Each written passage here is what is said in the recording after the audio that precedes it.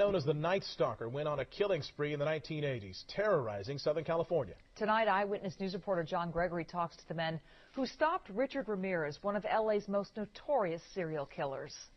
The murders usually happened at night, and often the killers simply slipped through an open door or window. We stayed awake all last night, kept all the lights on, and I made Steve stay awake because I'm so scared. The fear would spread with each brutal killing. From June of 1984 to August of the next year, 13 people would die. Those that survived the attacks were often raped, beaten, and left clinging to life. We can catch this guy and get rid of him, and I think everybody would sleep a lot better. No one felt the pressure to stop the killings more than Detective Gil Carrillo. He worked day and night to catch the man who will always be remembered as the Night Stalker. Everything was sexually driven and motivated. Those surviving victims are those that acquiesced to his commands.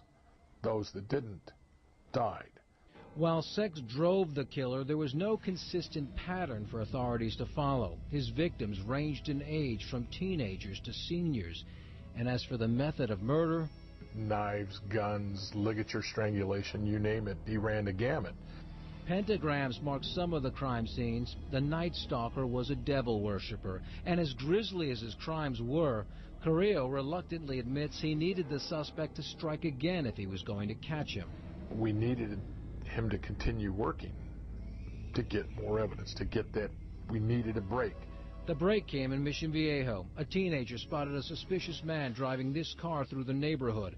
Police later found the stolen car abandoned. Inside, they found a fingerprint belonging to a Richard Ramirez. The print matched another one found at one of the crime scenes. The Night Stalker now had a face and a name, which authorities quickly released to the public. The next morning, somebody sees him on a bus, and they look at his photo, and the rest is history. Julio Burgoyne would play a part in that history. After being spotted on a bus, Ramirez fled on foot to this East LA neighborhood. He tried to steal a car, and Julio, his father, and others grabbed him, beat him, and held him. Only then did residents realize who Ramirez was. And people had newspapers saying, that's him, the murderer. The Night Stalker was in custody, and now authorities had to keep him there. The evidence in court would be overwhelming. This is one of the two handguns Ramirez used during the killing spree. Authorities were able to connect him to this weapon through ammunition, which he kept in a bus station locker. Fingerprints tied him to the scene. There were shoe prints, too. And, of course, there were the survivors, who identified Ramirez as the killer.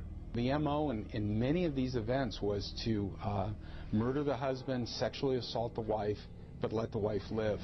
And some of these women did come in and testify, and it was horrible.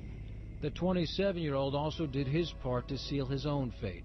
At his very first court appearance, he raised his right hand, said, "Hail Satan," and he had a pentagram drawn on his hand. For jurors, there was little doubt. Ramirez was found guilty and sentenced to death. And even though decades later he's still alive on death row, Alan Yokelson is satisfied. A very, very dangerous person was taken off the streets.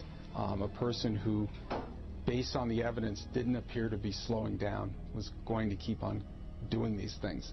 So, yeah, justice was served. Richard Ramirez will never be free to harm anyone again, but even those who stopped him admit they'll never forget the fear or the terror caused by the Night Stalker as he roamed from one city to the next on one of the bloodiest and cruelest killing sprees anyone can remember. John Gregory, ABC 7 Eyewitness News.